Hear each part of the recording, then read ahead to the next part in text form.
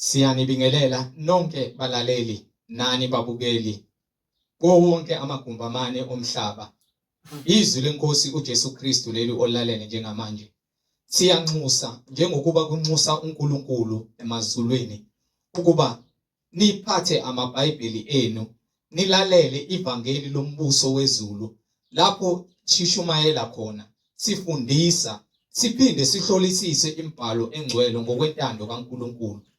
Izwi lenkosi uJesu Kristu leli olalele njengamanje. Kulabo abalalele emva kokulalela abafisa ukubhabhadiswa egameni lika Jesu Kristu, nalabo abanembuzo malana neBhayibheli, nalabo abanesambulo uJesu Kristu oyinkosi nomsindisi esekunikezile isambulo kuba usithule kuzo zonke izindlebe ezimisele ukuza ebungcweleni naseqinisweni ngobufakazi bakho ukuba nixhumane nathi kule mniningwane esoyishiya njengamanje. Ngizoqala nge-email address ethi izwilenkosi.ujesukristu@gmail.com, izwilenkosi.ujesukristu@gmail.com, noma i-cellphone number noma i-WhatsApp number la ningakwazi ukuxhumana nathi khona ethi 066 566 9245, 066 566 9245. Izintshumayelo nezimfundiso zonke ziyatholakala ku-YouTube lapho ungahlala khona phansi uphethe iBhayibheli lakho ulalelisise uhlolisise imibhalo engcwele ukube ngabe lokho oshunyezwa khona okuzwayo kuyafakazelwa yini imibhalo engcwele. Njengakho konke sinifundisa khona sinishumayeza kufakazelwa imibhalo engcwele iBhayibheli. So ku-YouTube uzosearcha uthi izwi lenkosi uJesu Kristu. Ungakhohlwa ukusubscribe, ungakhohlwa futhi nokupressa i-notification button ukuze ngaso sonke isikhathi uzoyithola izimfundiso ngaso sonke isikhathi mayi-uploadwa. Ungakhohlwa nokusharisha ilinki nabo bonke abantu obaziyo, ikakhulukazi labo ohlanganyela nabo ngaso sonke isikhathi manihlanganyela. Nithi niyamdumisa uNkulunkulu kwinhlanganyelo yenu, nifakazelana ukuthi uJesu Kristu uyinkosi nomsindisi ezimpilweni zenu, ukuze wonke umuntu omaziyo nosuku uhlanganyela naye ahlolisise imfundiso asuke eyifundiswa ukube ngabe iyafakazelwa yini umoya ongcwele ngembhalo engcwele. Njengakho konke sinishumayeza khona sinifundisa khona kufakazelwa imibhalo engcwele. So ku-YouTube sharisha ilink izwi lenkosi uJesu Kristu, izwi lenkosi uJesu Kristu. Ake sigobise amakhanda, sivala amehlo, sibonge ubaba wethu osezulwini. Baba wethu osezulwini, malingcweliswe igama lakho, umbuso wakho mawufike, intando yakho mayenziwe emhlabeni njengasezulwini. Usiphe namhlanje isinkwa sethu semihla ngemihla, usithethelela amacala ethu njengoba nathi sibathethelela bonke abasonayo. Ungasingenise ekulingweni, kepha usisindise kokubi, ngokuba umbuso ungowakho namandla nenkazimulo. uJesu Kristu uyinkosi nomsindisi. Amen. Bazalwane, yamukelana umfowethu uMhlengizondi ozobe sihola ngokwezwi umoya ongcwele eselusa yena oyisibani sezwe uKristu Jesu oyinkosi nomsindisi. Sheshisani nithatha amaBhayibheli sihambisane kule ndlela nenhlanganyelo yobungcwele. Amen.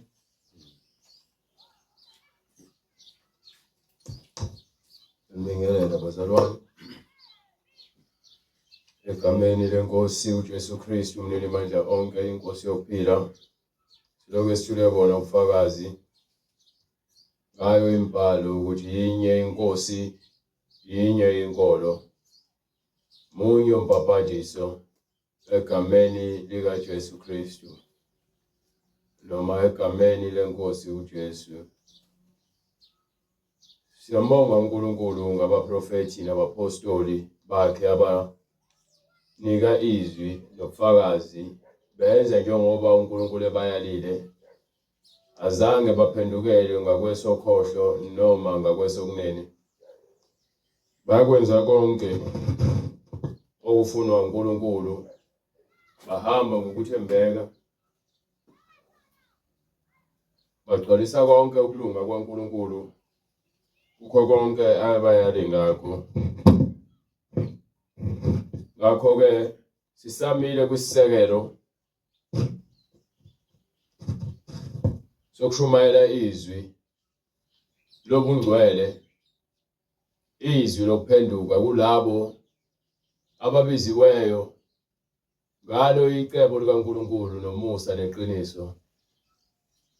Kuyinto engandele bani, kepha kona umusa neqiniso kusanele thina sonke lemhlabeni. Kuyikho nje ukuthi yilowo nalowo unamandla okusethela isinqumo ukuba ngabe uyafuna ukuhamba ngomusa neqiniso noma ufuna ukuhamba ngendlela ehanjwa abaningi eholela ekufeni. Something went wrong bale kanjalo la ngazibazakala. So sibizelwe ukuthi sihambe ngalo izwi likaNkulunkulu umhlahlandlela kubona bonke abantu abafuna insindiso nabafuna ukuphila okuphakade. uNkulunkulu usibizele ekutheni siphile naye ukuphila okuphakade. Bonke abantu abafuna ukuza uNkulunkulu bafuna ukuphila okuphakade, awufuni izinto zasemhlabeni. So ngaphambi kokuthi ngiqhubeke, khona omunye umzalwane oke wasibhalela imessage ebuza ukuthi njengoba thina sishumayela simelene nokuya esikoleni sokufundela ukuba umfundisi, yena njengoba esenze unyaka wokuqala enze njani. Sizokutshela nje ukuthi kufanele ukukhuleke, bese emva kwalokho siyakukhombisa ngeBhayibheli ukuthi ngeBhayibheli uNkulunkulu azange athi abantu abayele esikoleni ukufunda. Ngakho-ke noma kwakukhona ukufunda ngomthetho, kepha umthetho bahluleka ukufundisa ngawo ngendlela uNkulunkulu ayefuna abafundise ngawo, base bawuphika. Ingakho-ke uNkulunkulu wathumela indodana yakhe ukuba izogcwalisa umthetho. Yasiyuthatha umthetho waba ngowayo, yathi iyona ezakwahlulela abantu. So izwi manje lahlulela abantu. Ngesikhathi bahlulela ngokwenyama uMoses webanikile umthetho, wathi abafundisa abantwana babo nesizukulwane esiyolandela. Kepha kuthe ngokuhamba kwesikhathi kwase kuvuka ababhali, kwavuka abaFarisi, kwavuka abaSadusi, kwakhona abapristi abakhulu, kwakhona abadala nezikhulu zakwa-Israyeli. Bonke labantu bahamba bawuphika umyalelo kaNkulunkulu nemithetho wakhe, sebahlulela ngendlela engafanele. Naye uJesu babahlulela ngendlela engafanele. Lokhu kuvela ngalesikhathi sekukhona umpostoli uPaul noStefani nabapostoli abanye, oPetru noJohane noJakobe, abashawela ivangeli beshawa abafundisi abakhulu nabaFarisi, abathi abayeke ukushumayela ngegama likaJesu. Ngakho-ke uma sihlola imbhalo, uJesu wabafundisa abafundi bakhe, kepha zange bakuyele esikoleni, babe naye. Babona yonke into ayenza, azange azabanike izitifiketi zokuthi sebekulungele ukuba ngabapostoli. Wathi mabalinde umoya oyingcwele. Mawufuna ukuba umfundisi kaNkulunkulu noma ukuba inceku kaNkulunkulu, kumele ugcwaliswe ngomoya oyingcwele, hayi ngesitifiketi. Ungahamba uye college noma lapho kwi-school of ministry, ufike ufunde, ubuye uze la uthi uzofundisa, ufike uphambanisa ivangeli. Inkinga yabantu bonke abayekele esikoleni ukufundisa ngeBhayibheli balifunda njengomlando, kubona al-apply noma lisebenzi njengamanje. Ingakho-ke bezwa kunzima uma kuwukuthi ufundisa njengoba ngifundisa ngihola umoya oyingcwele, bathi fanele ngihambe ngesikoleni. Ungahamba uyohlala lapha esikoleni wenza ama-assignment, uassesswe, bathi mina ngizohlala kumoya oyingcwele okuyena ohlola bonke ngami. Okuyena ongifundisayo, ngifuna u-understand ukuthi ubani ofundisayo. Wena ukuyela esikoleni ukuba umfundisi. ngifuna understand amazwi kaJesu ngaphambi kokuba ngigcwalise konke kumele ngigcwalise ngeBhayibheli. Kwincwadi yaJohane sahluko 14 kusukela kuverse 15. Wathathe lapha Petro. Incwadi yaJohane sahluko 14 kusukela kuverse 16. Ngiyakucela kuBaba aniphe omunye umduduzi wokuba ahlale kini phakade. Umduduzi uyakuhlala nathi phakade. Umoya weqiniso. Umoya weqiniso esifunayo. Izwe elingemamukele. Ngokuba izwe alimamukeli alimfuni ingakho mesishumayela ngomoya weqiniso bebona ngathi asiphelile emakhanda. Ngokuba lingamboni. Ngokuba alimazi uJesu. Lingamazi. Futhi alimazi uNkulunkulu. Mina ngiyamazi. Yena uJesu uyamazi. Nina niyamazi yena ngokuba uhlala nani. Sesiyamazi ngokuba unathi. Uyakuba kini. Futhi uyakuba nathi. Angikunishiya niyizintandane. Ngeke aze asishiye sizinda. Ukhuluma nabapostoli nakumina usakhuluma njengoba ekhulumile. Uthi angisoze nganishiya noma nganilahla. NginguJesu izolo namhlanje naphakade. Alishintshe ivangeli. So wekhuluma nabo esanabo athi uzobafaka lo moya ingcwele. Wathini emva kwalokho? Angikunishiya niyizintandane. Yes sir. Ngiyeza kini. Ngiyeza kini. Kuseyisikhashana izwe lisangibona. Kuseyisikhashana izwe liyangibona. Kuseyisikhashana izwe lingasangiboni. Kepha okuyikona kuphi kumele ngikhulume ngomlomo wami njengamanje. Kuseyisikhashana izwe lingasangiboni. Kepha niyangibona nina ngokuba ngiphila mina. Nani niza kuphila. Ngalolo suku niyakukwazi.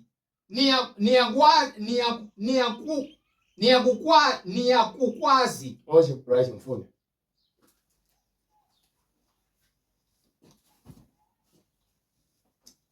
Ngalolo suku niyakukwazi nina ukuba ngikuBaba nani nikimi nami ngikini. Onemiyalo yami ayigcine nguyena ongithandayo. Ongithandayo uyakuthandwa nguBaba nami ngiyakumthanda. Ngizibonakalise kuye. uJuda ongesiye uSikariyothe wathi kuye, Nkosi, kwenziwa yini ukuba uyakuzibonakalisa kithina ungazibonakalisi kulo izwe na? uJesu waphendula wathi kuye, uma umuntu engithanda uyakugcina izwi lami. uBaba uyakumthanda, siyakuza kuye sihlale naye. Ongangithandiyo kagcini amazwi ami, nezwi enilizwayo akusilo elami kepha ngelikaBaba ongithumileyo. Ngikhulume lokho kini ngisahlezi nani, kepha umduduzi umoya oyingcwele. Uthi umuntu ongithandayo uyakugcina izwi lami noma amazwi ami. Ongithandayo uyakugcina izwi lami. Izwi siyabona yonke eBible school uyofunda, kepha nayi incwadi ekhulumayo njengamanje. Lento oyifunda lapha uma uyifunda ngenye indlela izokuchazela ngenye indlela. Ozothi mesubuya sowuzala phakathi kwethu uzositshela into engekho. Sizokuphikisa ngokuba nansi incwadi ithi ifuna umuntu ozwa izwi alenze. Uthi uyakuba naye uJesu, naye lo muntu abe noJesu. Futhi wena ukuzube noJesu njengoba ekhuluma nje, ukhuluma ngomoya oyilizwi eliphila kuyena. Othi labantu abamlaleleyo mabalithathe lo lezwi lelo liphile kubona ukuze babe munye. Kepha yena uthi ke meseqhubeka, kepha umduduzi umoya oyingcwele. Kepha umduduzi umoya oyingcwele uBaba ayakumthumela egameni lami, uyakunifundisa konke. Glory to God Jesus Christ. Yeah! Hallelujah! Hallelujah! Glory to God. Ubani? Umoya oyingcwele. uBaba ayakumthumela. Yena uyamthumela egameni likaJesu Kristu. Ngimthola ngeBhayibheli. Uthi uyakunifundisa konke. uhambe ke wena uyofundiswa umuntu akuyena moya ingcwele ufundisayo lapha yokwenzisa ama assignment okunika ama assessment okuassessayo ukuthi ngabe uyayibamba lento afuna ukuthi uyibambe ngale ndlela afuna ukuthi ufundise ngayo ukuze uzodukisa abantu abaningi. Imfundiso usathane bonke abantu beBible school bafundiswa usathane. Ngizwise kahle ke namhlanje ngithi bonke abantu abakuyela esikoleni ukuba bafundisi bafundiswa usathane bonke. Jesu wakhetha amadoda awu-12 wababiza ngabapostoli wabathunga wabanika amandla. Ezo lonto leyo uNkulunkulu wefika kubaprofeti. uMoses akakuyela esikoleni ukuba umprofeti. Mawukuyela esikoleni ukuba umprofeti kaSathane babuwakho uSathane neprofeta nguSathane. Ngakho ndayisi amaphupho ndayisi ivangeli for imali ngithembisa abantu izinto ezingekho uNkulunkulu angakaze azithembisa abantu abamfuna ngokomoya nangokweqiniso. Ivangeli elokuphenduka. Wena moyofunda esikoleni bomfundisi ufuna isitifiketi khona uzoqashwa. Uyasho uJesu kwincwadi yaJohane esahluko 10 kusukela kuverse ngithi kubani lapho khona ethi ke umnini webandla umalusi yena uyazidela kepha lowo oqashiweyo yena usebenzela inkokhelo. Abantu abaningi basebenzela inkokhelo. Ingakho uma kukhishwa umthetho ezweni wokuthi abantu besifazane bangathandana bodwa nabantu besilisa bangathandana bodwa bangabi nankinga bona mayenzeke emabandleni abo loyo nto ngokuba yini bayakhokhelwa. Ingakho bekuthiwa kukhishwa izisu bona abanenkinga ngoba bayakhokhelwa.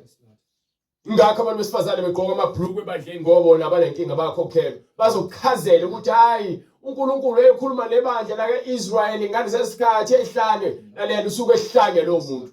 Suke ufuna ukuqonda ukuthi ke yini egcwalisiwe emthethweni. Kuyini okumyalelo ongaguquki. Kuyini okumthetho ogcwalisiwe. Umthetho ogcwalisiwe nomyalelo ongaguqukiyo. Mokumele ukwazi lokho uzokwazi ngomoya oyingcwele ozakukholela eqinisweni lonke akufundise konke. Hayi umuntu ongena esikoleni ukufundela.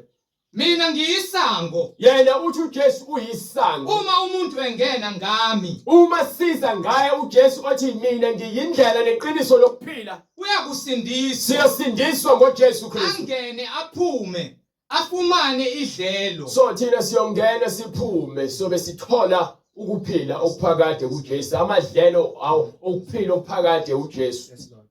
Isela kalizi kungongokweba. Kepha bonke abantu abathunywe uSathane beze ukuzontshontsha abantu bakaNkulunkulu bazobathumba. Nina abantu enihamba amasonto enigcwalisa kwabajabulisa ukuthi ke abafundisi benu bakuyena esikoleni ukufundisa bakutshela ngokuthi bona banezicucu nama qualifications namajazi ukuba abafundisi bafake ukhola abamhlophe bese behlobe ngaphandle kepha ngaphakathi bagcwele ubumpisi ngokuba ke bamboze imizimba yabo noma leli vangeli labo balimboze ngesikhumba sevu bazenza belusi bakaJesu kepha bona bangamasela ngokuba basebenzela amaphakethe abo. Ngiyakutshela noma ngabe kuthiwa ubani vele uyeke ukuya esikoleni udlale ngemali yakho yokhokhela ukuba umfundisi weBhayibheli noma ufundise ngeBhayibheli mosha imali yakho. Uba wena fanele ufunde izwi lithi iBhayibheli uma umuntu ezomazi wamangawaloni angimahluleli mina. Akusahlulelwa isono ebandleni manje sebeyayeka abantu bazenzela umathanda ngoba yini abafundisi abanifundisayo banifundisela ukuthi abantu bakhokhele bright land icesheni.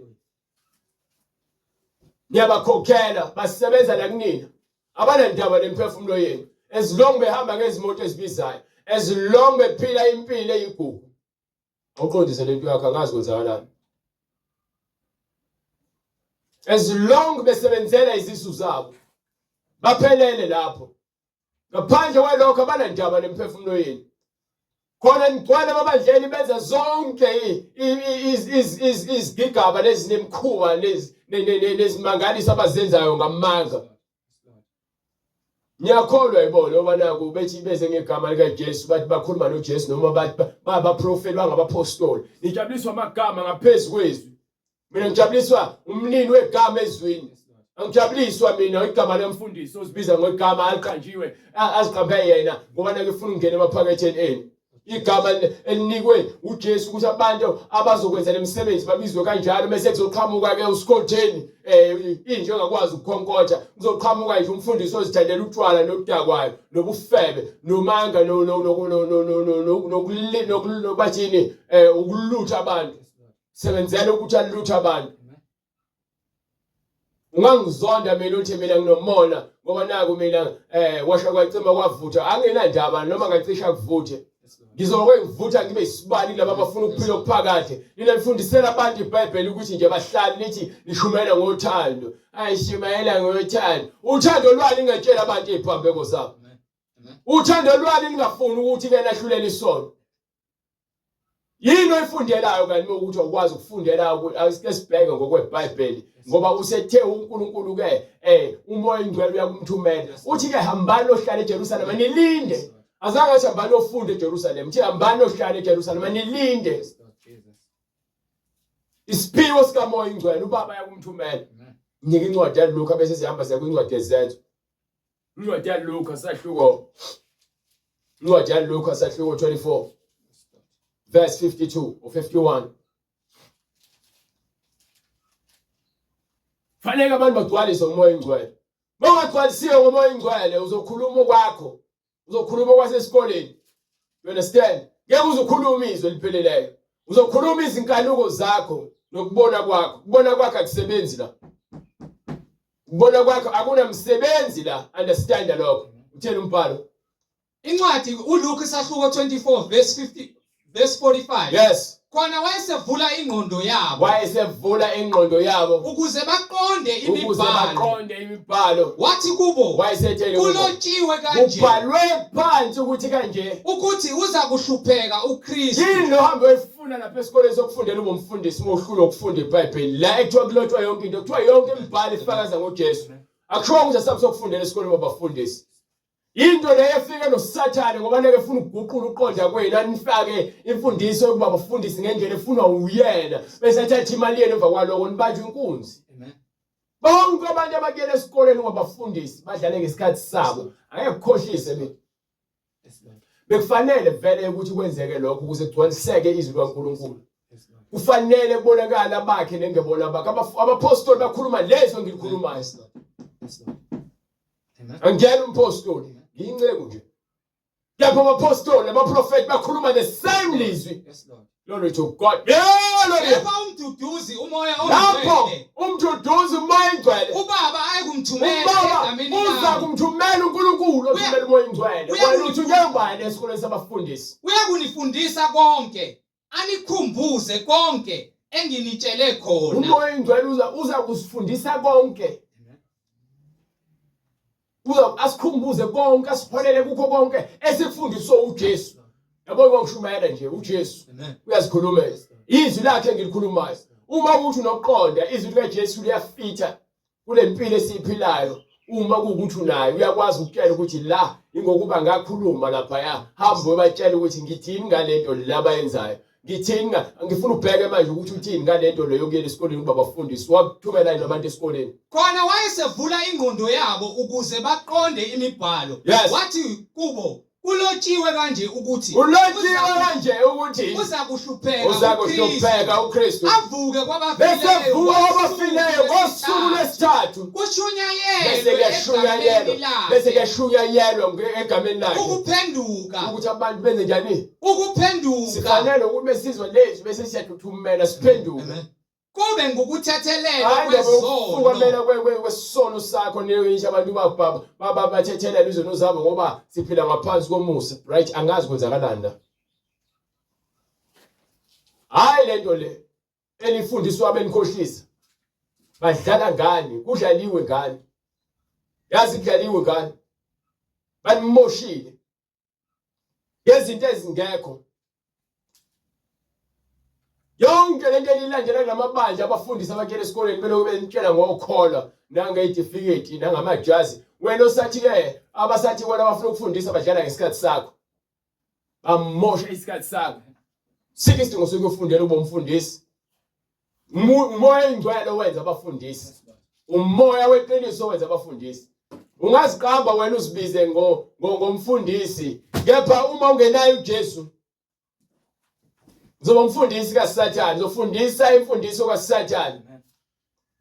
Uzongabi nayo inkinga ukuthi abantu bajole esontweni. Uzongabi nayo inkinga ukuthi abantu ke bafaka abantu abesifazane bafaka amacici esontweni ezinwele. Ngifisa abafana bafaka amacici akekho ovumelekile. Uzongabi nenkinga abantu besifazane babegqoka amabhlukwe. Uzongabi nenkinga wena uma abantu bedivorce ngaphakathi emadleni. Uzongabi nenkinga uma abantu bezibuzela utshwala bebhema ugwayi. Ukuba yini vele wena ufuna imali awunandaba nokuthi ambenzani. Yepho usebenzisa igama likaJesu lokuthi ushumayela uthando. Fanele sithandane. Uthando likaNkulunkulu lwisibekele sonke. Siyathandana thina bantwana. Amen. Bese lithi amen. Bebefundisa ngezinto ezimotivate inyama. Bese niyagxuma kakhulu. Ninyakaze nikhwifa amathe niginqike phansi nizenze iziwula ngoba yini ke nitshelwe izinto vele ezizonijabulisa inyama. Nilutho abantu abangazilutho. Kushunyayelwe egameni lakhe Ukuphenduka. Ukushumayela egameni likaJesu Kristu shumayela ebhalwe phansi. Bethi umuntu ahlukane nobubi bakhe ngifuna understand lithini incwadi. Incwadi yaPetru. Sahluko 2. Incwadi yokuqala kaPetru. Sahluko 2 ngifuna uveze ukuthi uthini uverse 1 noverse 2 noma uverse 1. Ngifuna uveze lento engishoyo. Lithini iBhayibheli? Incwadi kaPetru isahluko incwadi yokuqala kaPetru isahluko sesibili. Ivesi lokuqala. Ngakho lahlani ububi bonke. Lahlani ububi bonke nobuqili bonke. Lahlani. Elizathini iBhayibheli? Uthi ufuna ukuza kuJesu. Lishilo iBhayibheli. Ngakho lahlani ububi bonke nobuqili bonke. Umfundisi wakho mengakutshela izinto lethi lahla ububi nobuqili bonke. Nokuzenzisa. Bese ulahla ukuba umzenzisi. Nomhawu. Bese ulahla umona. Nokuhleba konke. Ulahla umoya wokuhleba. Njengezingane ezisanda kuzalwa. Uma ngafundisi kanje ezokutshela ukuthi hayi lokho akubhalelwe ibandla elithize. Right akuyazi lento yakho mina izithini manje ngayo. Uma ngashumayeli kanje uthunyiwe ukuba azolahla abantu. Uthunyiwe ukuba akafuni ukukhulula abantu ngegama likaJesu. Igama likaJesu lalizwa lithini? Mawushumayela ethiwa kushumayela ukuphenduka. Mawuphenduka ushiye lezi zinto lezi ezishiwe eBhayibheli. Mawungafuni ukuzishiya lezi zinto lezi wena noma ungafuni ukuzwa ngalezi zinto wena awufuni uJesu wena. Lo Jesu omfunayo lo udayiswa abantu emgaqweni. Nakulamabandla amanga lesinibiza kuona siphumani kuona. Amen. Lo udayisa amanzi, udayisa iziwasho, udayisa no vaselina namafutha. Abantu dayisela amaphupho. Yona Jesu elimfunayo. Lesi esimshumayelayo yena uthi phendukani. Unento enhle enhlizweni yakhe ngathi usifisela okuhle. Hayi okubi. Kepho okuhle ukuphila okuphakathi hayi lento ecabanga ngawe. Kushunyayelwe egameni lakhe ukuphenduka. Sishumayela ivangeli lokuphenduka. Kube ngokuthethelelwa kwezono. Ukuphenduka bese kuba ukuthethelela kwezono. Ezizweni zonke. Ezizweni zonke. Kuqalwe eJerusalem. Alabophi? eJerusalem. Qale eJerusalem. Nina ke ningofakazi balezo zinto. Mina nami ngufakazi walezi zinto lezi. Bhekani. Naku ke manje indaba. Ngiyathumela kini isithembiso sika Baba. La into efunakalayo umoya oyingcwele. Uma ungenawo umoya oyingcwele lento yakhe ayikho. Wenze njani bright la? Ethana.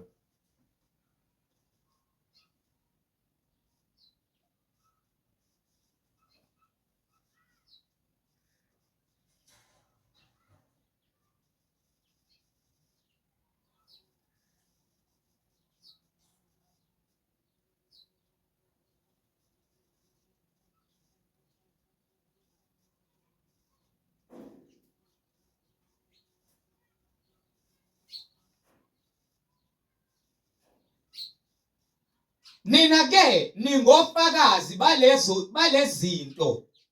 Bhekani, ngiyathumela kini isithembiso sika Baba.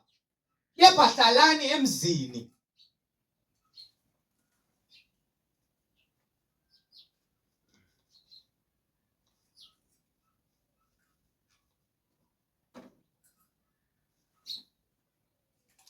Thiwa ke masihlale emzini. Uthi uza kuthumela isipho sika Baba. Sihlale emzini, silinde. nize nembathiswe amandla avela phezulu. Izwa ke manje mina ngitshela uthi fanele sigcwaliswe ngamandla avela kuphi? Phezulu. Awaveli esikoleni sokuba umfundisi, Phezulu. awaveli kumfundisi, Phezulu. awaveli kuba bishop, Phezulu. awaveli kuba apostoli. Nize nembathiswe amandla avela phezulu. Okay, asike sibheke uthini uNkulunkulu.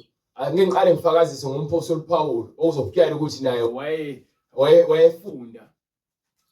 Efunda ngomthetho, kepha wagcina esezingela ibandla. Ongiphi incwadi yezenzo sahluko 22 kusukela kuverse 1, 2, 3 and 4 and 5. Madoda, bazalwane, Mhm. nani bo baba, yizwani ukuziphendulela kwami phambi kwenu kalokhu. Yes, sir. Kwathi bemuzwa ekhuluma kubo ngolimi lwesiHebheru, bathula bathi du. Ukuze ufunde noma ufundise ngeBhayibheli udinga umoya oyingcwele. Angikhathali ukuthi ngabe ubani. Anginandaba futhi ukuthi ubani. Into ebalekile ukuthi wena uholwe umoya oyingcwele. Ngaphandle komoya oyingcwele lento yakho ayikho.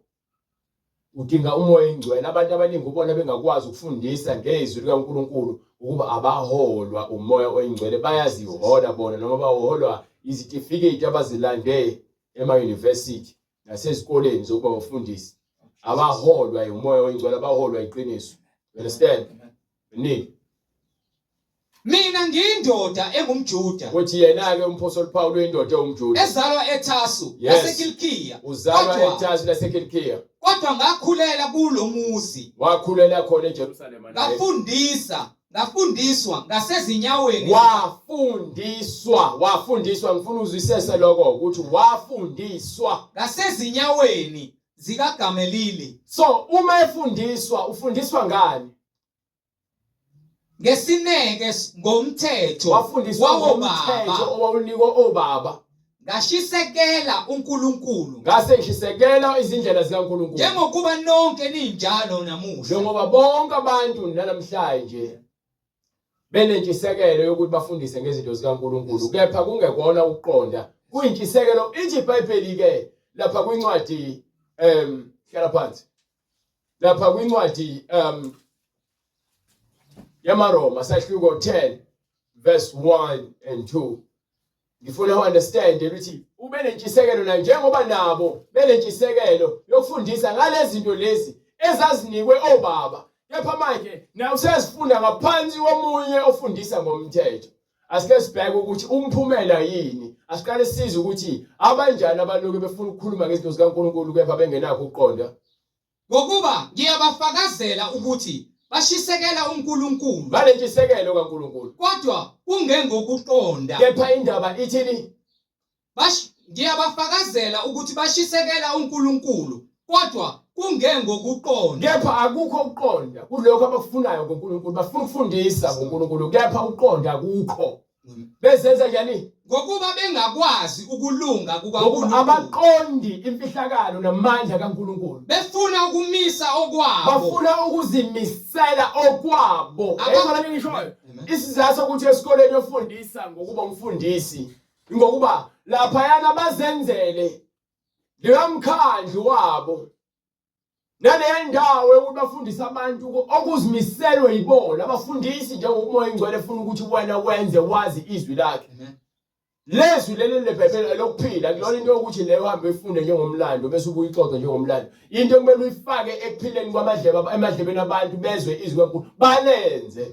You understand? Ngokuba bengakwazi ukulunga kukaNkulunkulu. Ngokuba abaqondi ukulunga kwaNkulunkulu. Befuna ukumisa okwabo. Bazimisela izinto zabo ingakho benika izitifiketi. Abakuthobelanga ukulunga kukaNkulunkulu. Abafuna abantu abaningi abafuna ukufundisa ukuthi bezwe. Ingakho benika abantu besifazane amajazi nezitifiketi ukuthi bavule amabandla babe ngabafundisi. Bazibize ngababishop kazi nabapostoli nabaprofeti abakele esikoleni ukufundisa. Ayikho lento yini. Abakuthobelanga ukulunga kukaNkulunkulu. Ayikho lento yini kutshele mina. Ngokuba isiphetho somthetho nguKristu. So uma ukuthi ke kwela ngale kwincwadi lathi ngifuna ubufakazi bakhe umpostoli Paul manje sesiyafakaza ukuthi naye ubefunda abaningi abantu abafundisa noma bafuna ukufunda noma bafuna ukufundisa ngezinto zikaNkulunkulu kepha bengenakho ukuqonda. So njengamanje siyakuvezela futhi ukuthi lezi izinto ezikhona lezi nangu umpostoli uthini ukuthi wayekufundela ukugcina umthetho. So labo bayofundela ukuba bafundisi babuye bafundise iBhayibheli njengomlando bathi alikhulumi nalabantu. Ngifuna iBhayibheli ke likhuluma nabantu bamanje ke. Ukuthi wena uthi lezi zinto eziKeBhayibhelini zikhuluma nathi sezikhuluma nabantu asisasebenzi kuthini. Ngifune lakho phela iBhayibheli nalelo buye lana esibhabhe esikoleni sakho sokufundela kuba umfundisi khona eBible school. Uzongikhombisa ukuthi liphi ke iBhayibheli elikhuluma ngezinto zamanje. Uthi uJesu yena amazwi akhe ayohleze emini kwangona phakade. Wena lawo wakhe aqhamukapi lawa wasephikisana nezwi leli. Umuntu ukhuluma ngoJesu. Nizikhohlakani nabantu enibuye esikoleni sokufundisa. Nizikhohlakani nabantu enifundela iBhayibheli. Nifuna ukushintsha izwi likaNkulunkulu nilenze umathanda. Nifuna ukuguqula amazwi kaNkulunkulu niwenze umasigcozi lweni ufunayo. Never. Hallelujah. Ngeke kwenzeke lokho. Mina ngisabhekile ngalamehlo ngiyazi lento uNkulunkulu engambulele enginikile. Angikhathali ukuthi ngabe ubani. Amen. Banike. Lafundiswa ngasezinyaweni zikaGamaliyeli. Yes. Ngesineke ngomthetho wobaba lashisekelwa uNkulunkulu Baningi abanentshisekelo njengoba namhlanje ninjalo nami ngibengila intshisekelo kepha ngifundiswe umoya oyingcwele ngokubuyeni ngimcelile. Ngezwe uSolomoni ukuthi wacela ukuhlakanipha wacela ukuqonda ukuze akwazi ukwahlulela kubantu bakaNkulunkulu. uNkulunkulu azange angincishe lokho ukuba uthi lapha kuncede Jakobe uma kukhona la kunini ofuna ukuhlakanipha makacele kuNkulunkulu uyakumnika angambambeli lutho. uNkulunkulu onika bonke abantu ngokungajakadi. Yes Lord Jesus.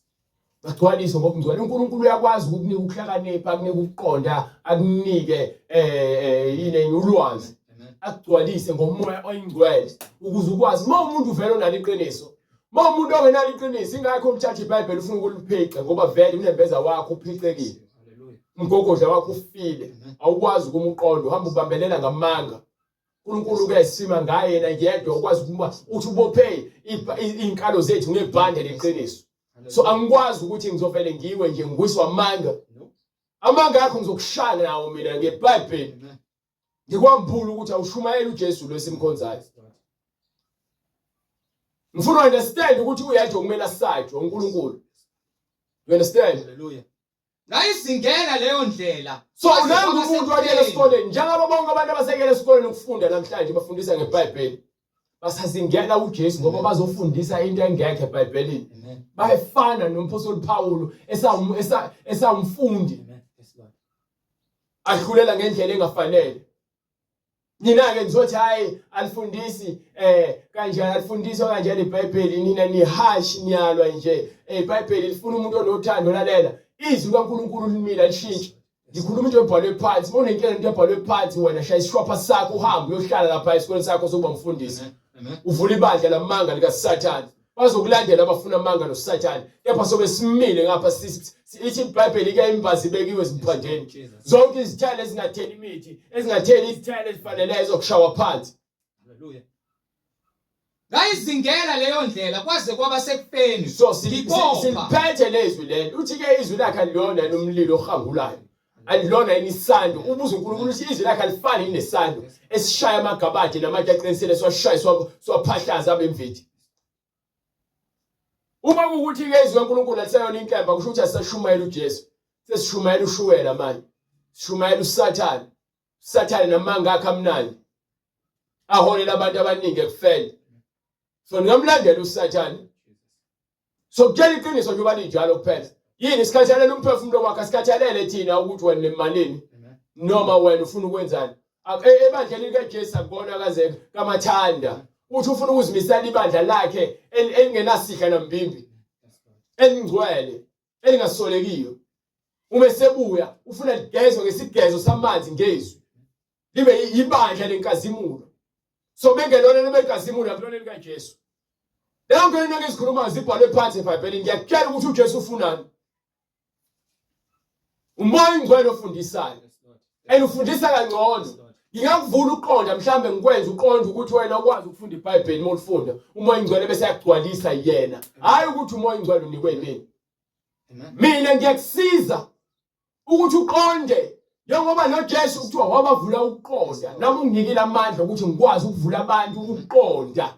lezo lonto leyo ngembhalo ndodana yami ndodana yami uma wamukela amazwi ami amazwi kaNkulunkulu adingayo uzibekela imiyalo yami ugcina ulonde imiyalo kaNkulunkulu enhlizweni yakho ukuze ubeke indlebe yakho ekuhlakanipheni ukuze uhlale kunokuhlakanipha okuvela kuNkulunkulu nokuqonda okuvela kuNkulunkulu nolwazi kaNkulunkulu nezindlela zikaNkulunkulu nomyalelo kaNkulunkulu angikhulumi ngomyalelo kaThisha wakho mina uthobisele ekuqondeni inhliziyo yakho bese uthobisele ubeke inhliziyo yakho ekutheni ube ufunde uqonde njengoba sifundisa ukuthi wabavula uqonda into ebhalwe phansi eBhayibhelini ngeke uzufundise ngeBhayibheli unganikwa ngomoya ingcwele uzofundisa ngendlela yakho hayi ngendlela kaNkulunkulu indlela yakhe kaSathane ngoba ivela uNkulunkulu yebo uma ukhala ngengqondo uzwakalisa izwi lakho ngokuqonda uma ukufuna njengesiliva ukuphenye njengamagugu afihliweyo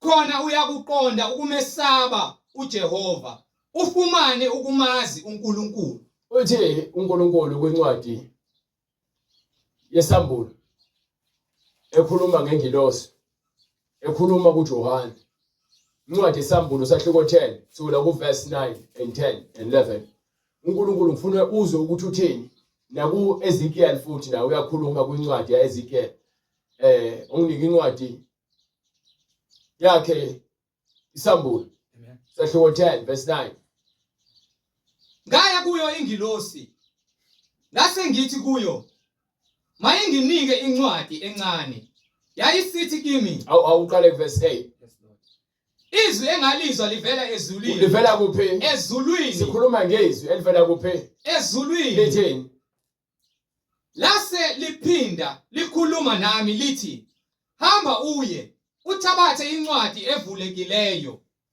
esesandleni sengelosi emiphezu kolwandle naphezu komhlabathi ngaya kuyo ingelosi ngase ngithi kuyo mayinginike incwadi encane yayisithi kimi yithabathe uyidle wenze njani yithabathe uyidle uyiqede yena uthe uhambile waya kwingilosi wathi letha incwadi kumina yayisithele ingilosi yithabathe uyidle uyiqede iza kubaba esiswini sakho fanele uyithabathe lencwadi le uyayithatha lencwadi le uyayivula Genesis sahluko 1 uyaqala lapho uyayidla izokutshela ukuthi ekuqaleni uNkulunkulu wakha amazulu nomhlaba umhlaba wawungenalutho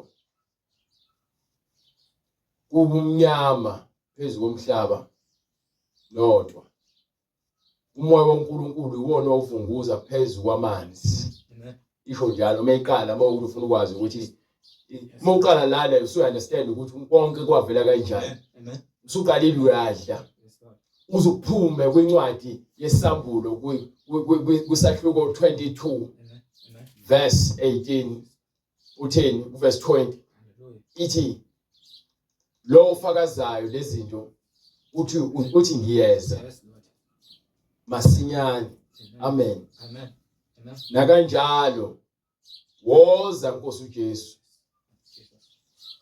umusa weNkosi uJesu Kristu mawube nani nonke amen ubhalwe kanjalo isiphetho salencwadi ukuthi kufanele kuqale lapha ekuthiwa wadalwa kanjalo umhlaba mesevela umnini wendaba ethi yena uyeza esefikile emhlabeni wafika enyameni wayesekhuphukela ezulwini ngenkazimulo emva kokuthi usevuke ekufeni bese batshela ukuthi uyabuya ukuzokwahlulela umhlaba so manje ke mawukuthi wena ufuna ukuthi wena uhambe noJesu qala udlele incwadi yabo njengoba ngiqalile ngakuvulela nje ile ngomuntu uqale khona incwadi yeGenesis ilozoqala khona isambulo ilozogcina khona udlele incwadi le njengoba ithi lapho yithabathe uyidle uyiqede thatha lencwadi uyidle uyiqede iza kubaba esiswini sakho uyapha esikoleni izibabe nje ngoba ilwa nenyama ilwa nenyama nemisebenzi yenyama imkhulu emele ishiye kepha emlomeni mesikhuluma bese gcwalisile umoya ingcwele soyiqedile ukudla lencwadi itheni iyakuba mnandi njengezinyonsi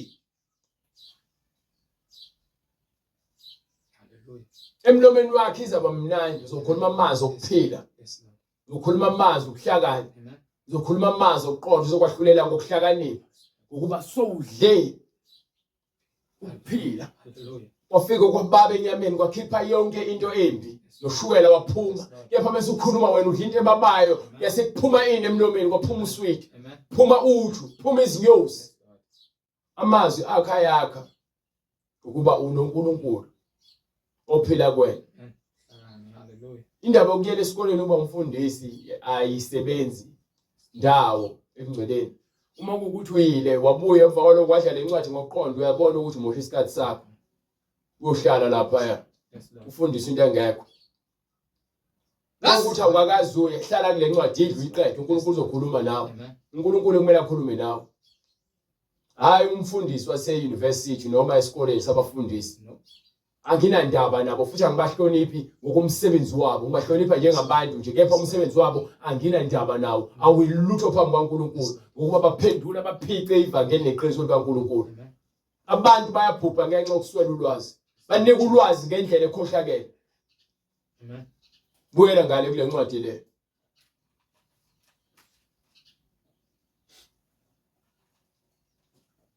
Yakhe umpostoli Paul kwincwadi ezenzo utheni?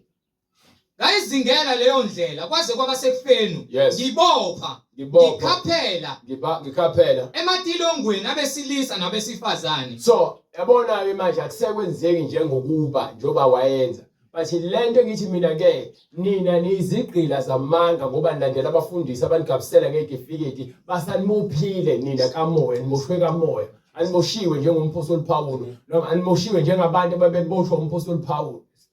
Yes, Lord. Niboshwe mina nizigqila zesono. Amen. Amen. Ukuba nina nivumela inkohliso inibuse ngenxa ukuthi ninamavili okufunda amaBhayibheli nifuna ukufundela amaBhayibheli. Uma ngikutshela ukuthi lithi iBhayibheli angimvumeli wesifazane ukuthi abe umfundisi noma afundise noma abuse phezulu kwendoda. Uthi wena umfundisi wami akanenkinga esontweni lami siyayenza lona. Umfundisi wakho nesonto lakho niyakwenza lokho. Bathi umthetho kaNkulunkulu uthini wona? Samba ngawo phela. Sibona lapho umehluko ukuthi ngabe lento efundiswayo esontweni lakho ngempela uma uthi lithi uJesu Kristu uyinkosi ifakazelwa yizwi noma nina niyazenzela nje. Amen. Ngiyala uMasigcozi vele amasonto amaningi yadlala uMasigcozi. Lithi iBhayibheli kwincwadi incwadi yaseKorinte sahluko incwadi yesibili yabaseKorinte sahluko 6 sukela kuverse 14 15 16 17 18.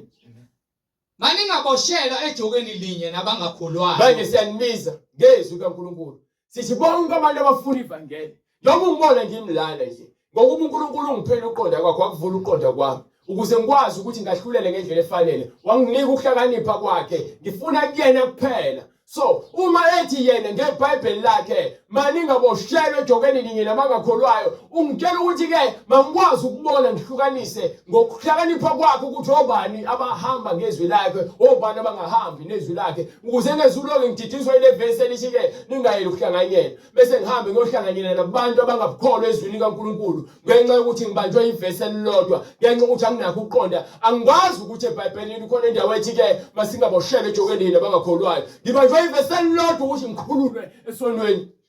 Ngokuba kunakuhlanganyela kuni kulunga nokungalungi na. So uma umuntu angakholelwa ezintweni eseBhayibhelini angikwazi ukuthi ngihambe ngiyozimixa naye ngiyozixuba nabantu abangakholwayo ngithi abazalwane bami ngithi simo yamunye nginamanga mina akukho ubudlelwane phakathi ubumnyama nokukhanya nokulunga nokungalungi.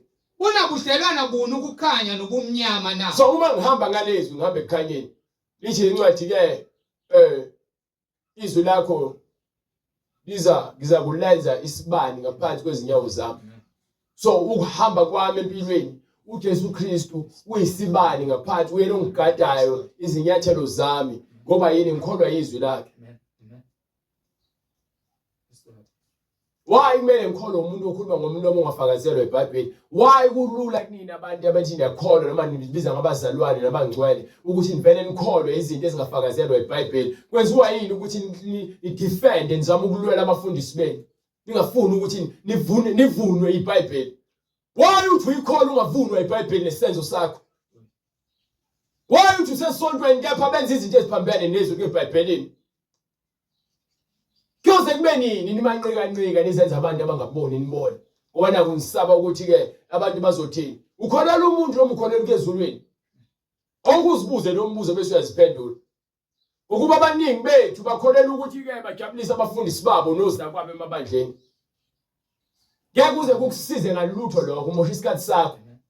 Ngokuba imfihlakalo yokungabi namthetho isiyasebenza kuphela ukuze kudediswe yena obambezela manje. So yonke into eyenzakalayo efakazelwe eBhayibheli igcwalisa kona ukuthi vele ungabi nomthetho wabafundisi benu sekuyagcwaliseka manje. Ingakho silosibuze ngeBhayibheli, iphi lento eyishoyo? Iphi lento efundisayo? Kuphi lokho kuvuna lokho okwenzayo eBhayibhelini? Mekungekho pho ukwenza kanjani uthi uyakhona? Uyikholwa njani lezi zinto ephambene nezwi kaNkulunkulu? Ngoba uthi wena hayi mina ngafika kunjena ngaqala ukukholwa kulesonto. Kanti walelo sonto noma wezwi kaNkulunkulu kanti kuyofuna nini amehlakho kamoya wena uhlakaniphe? Why uzenza umuntu oyisigqila semfundiso yomuntu? Why uzenza okamfundisi kanti uyena nokaJesu wena? Maningaboshelwa ejokeni linye nabangakholwayo. Kunakuni ukulunga nokungalungi? Uphi ubudlelwane phakathi kwabo? Unakuzwana kuni uKristu noBeliali na? uSathane noJesu abahlangana. Unesabelo sini okholwayo nongakholwayo na? Akukho ubudlelwane phakathi komuntu okhona nongakholwayo. Lina kuvumelana kuni ithempeli likaNkulunkulu nezithombe na? Asikhonzi izinto ezaziwe ngezithombe. Ngokuba thina siyithempeli Thina uqobo lwethu umoya okumele aphile kuthina ngoba uNkulunkulu ufuna umzimba ophilayo aphile kuona. Njengokuba washo uNkulunkulu, Akahlala amathempeli enziwe ngezandla. Ngiyakuhlala phakathi kwabo. Uthi uyakuba phakathi kwabo. UJesu wafika waphila phakathi kwabo. Ngihambe phakathi kwabo. Wahamba phakathi kwabapostoli. Ngiyakuba nguNkulunkulu wabo. Wayesethi ke uyakuba uNkulunkulu wabathembisa ukuthi ngizoba uNkulunkulu kunina. Bona babe ngabantu bami. Bese bona babe ngabantu bakaNkulunkulu. Ngakho-ke phumani phakathi kwabo. Phumani emabandleni amanga. Nahlukane nabo. Phumani phakathi kwabantu abangakholwayo amanifuna ukukholwa ngokweqiniso. Khona abantu esithi sihamba nabo kepha bafuna ukuhlala emabandleni amanga baphinde bahlale nathi. Wena uyazahlulela ukuthi ufuna ukubhilonga kuphi. Umbaxa mpilo. Ubaba ulazi izwi. Ubaba ukholwa kuJesu uzohlala ezweni. Sikhomba ezweni. Angikukhombi kunina. Phumani phakathi kwabo. Phumani emabandleni amanga. Glory to God. Nahlukane nabo. Niyazimoshela isikhathi lokho nithi manje bazothini? Bazothini ukusanda kwenzani? Isho inkosi. Wasindiswa uyena noma wasindiswa uJesu? Ngibile semandleni emabandleni amanga uNkulunkulu bengidlulisa nje. Angaze ngihlale esontweni ebandleni bese ngithi mina hayi phela uNkulunkulu wangikhombisa lebandla leli. Lalela mina uNkulunkulu ungambulele izwi lakhe akangambulelanga ibandla. Ibandla uyena. So ngikholwa izwi lakhe mina. Akhathali ukuthi ngabe umuntu umbuke emkhulu kangakanani noma kuthiwa yena esikoleni womfundisi. Akahamba ayoshona isihogweni nalemfundiso yakhe yasesikoleni nesitifiketi sakhe nejazi lakhe. Ukuba abantu abaningi vele bazwe isihogweni ngenxa ukuthi bakholelwa abafundisi ngaphezulu kwezwi likaNkulunkulu. Ngizohamba nabo nesihogweni. uNkulunkulu ufuna abantu abezwe izwi lakhe. Uzwile ithini incwadi kaJohane sahluko 14 uthi umoya ingcwele umoya oyiqiniso uya kuniholela eqinisweni lonke. Verse 22.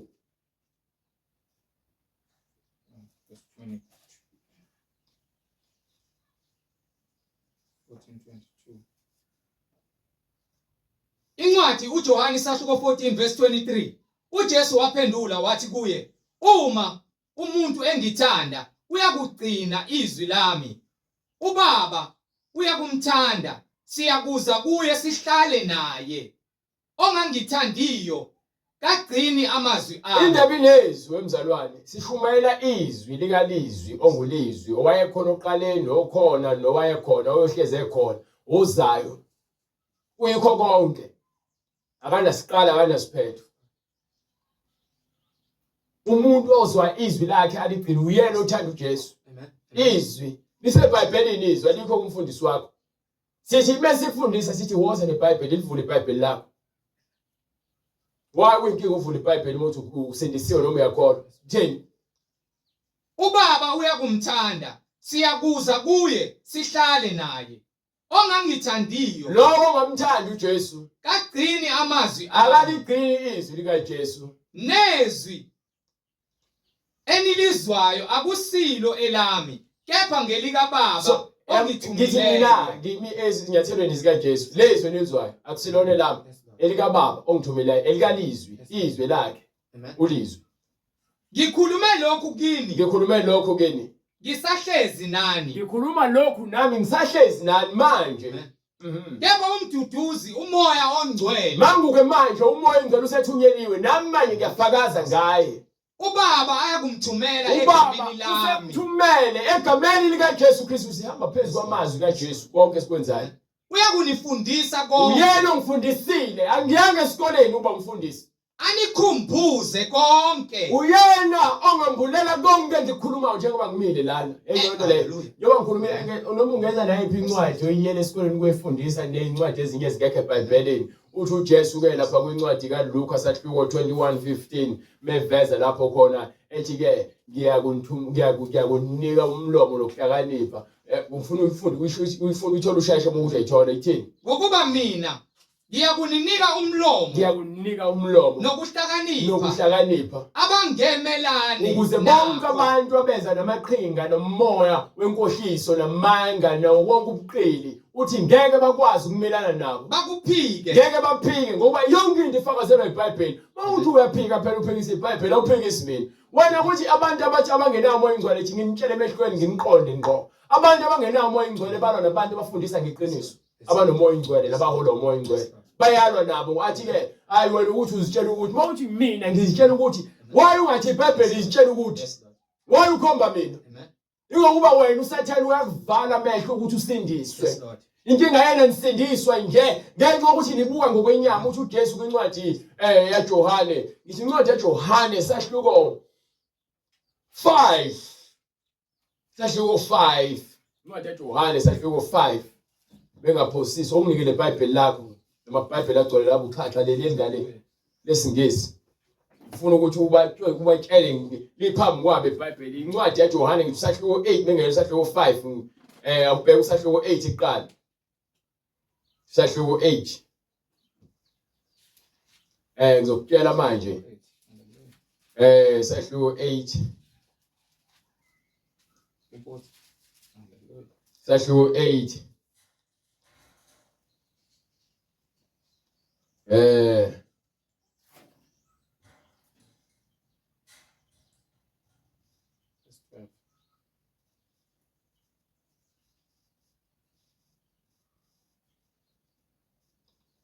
ngeke siyona le sahloko 8 verse 15 from verse 12 funa u15 ukuthi abantu ngikhuluma ngabantu abathi bayamazi uNkulunkulu kepha bese kukhuluma ngezwi bese baqale babheke wena bangabusabheka bangafuna ukubheka izwi elifakazela into oyishoyo lithi incwadi ngokaJohane sahloko 8 verse 15 nina nahlulela ngokwenyama abantu abahlulela ngokwenyama abantu belizwa izwi kepha bangafuni ukukholwa ababheke ukuthi ubani oshumayelayo indaba yakhe ilapho yona into embambayo leyo ungakholwa kepha mina angahluleli muntu nakuba ngahlulela noma ke ngahlulela ukwahlulela kwami kepha ukwahlulela kwami kungokuqinisekileyo ilokhu kweqiniso ngokuba ngingengedwa ngokuba angingedwa umduduzi glory to Jesus kodwa haleluya ngehlulela angihluleli mina uthi ngiyakuthumela umduduzi moya ingcwele ezikhulumela mina nje ngivesele njengoba noJesu Kristu wayevesele nakuba ngahlulela noma ke ngahlulela ukwahlulela kwami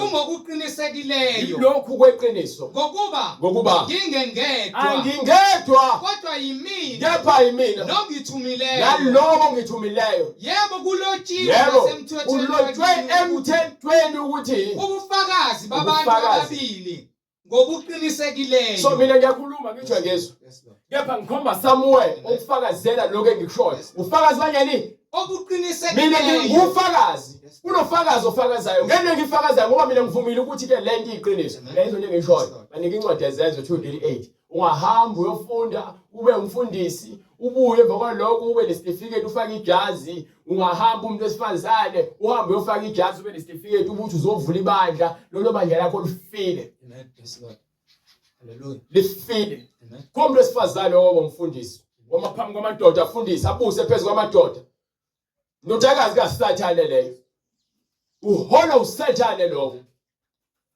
Ithi incwadi yaJohane sahluko 8 verse 44 khona ngizokhombisa ukuthi ngempela njengoba uhamba ngokwenyama wena uyazilawula ufuna ukuzwa. Incwadi yaJohane sahluko 8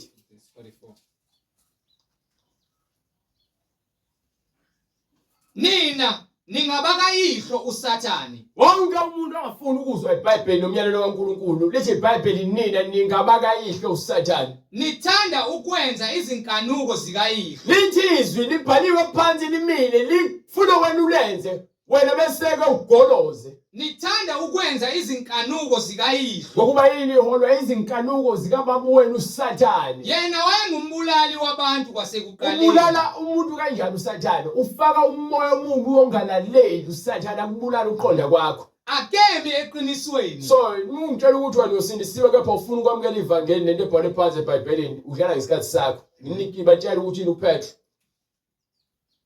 Phendukani. Yiloyo naloyo abhaphathizwe. Yiloyo naloyo ofana abhaphathizwe. Egameni likaJesu Kristu. Phendukani ezonweni zenu, phumani emabandleni amanga bese nizobhaphathiswa egameni likaJesu. Uzobhaphathiswa egameni likaJesu Kristu ngaphansi kwamanzi. Egameni likaJesu Kristu kukho ukuthethelelwa kwezono khona niyokwamukeliswa isiphiwo sikamoya oyingcwele ngokuba lesithembiso ngesenu nesabantwana benu nesabo bonke abakude bonke inkosi uNkulunkulu wethu eyakubabiza. So understand ukuthi iBhayibheli lona lisilawulayo sifundisa ngeBhayibheli senze izinto zikeBhayibheli yonke esiyenzayo. Baphathiswe egameni likaJesu Kristu okuyilona gama esilinikiwe emhlabeni nasezulwini esingasindiswa ngalo. Nomuntu owanikwa igama wasifela wavuka ekufeni iyona yonke into esiyenze egameni lakhe lo wafa wavuka wazosikhulula wenza abapostoli wenza abaprofeti wenza abafundisi wenza abavangeli wenza abelusi wenza othisha abafundisa ngezwi. So understand ukuthi ke uma ethi vumani izono zenu phendukani izono zenu nize kuyena ningene emanzini ngegama lakhe bese ke kuba ukuthethelwa kwezono nihlale emfundisweni ephilileyo ukuze nigcwaliswe ngomoya kaMoya Oyingcwele. Nihlale kuphi ensindisweni nasemfundisweni nihlale indaba etheni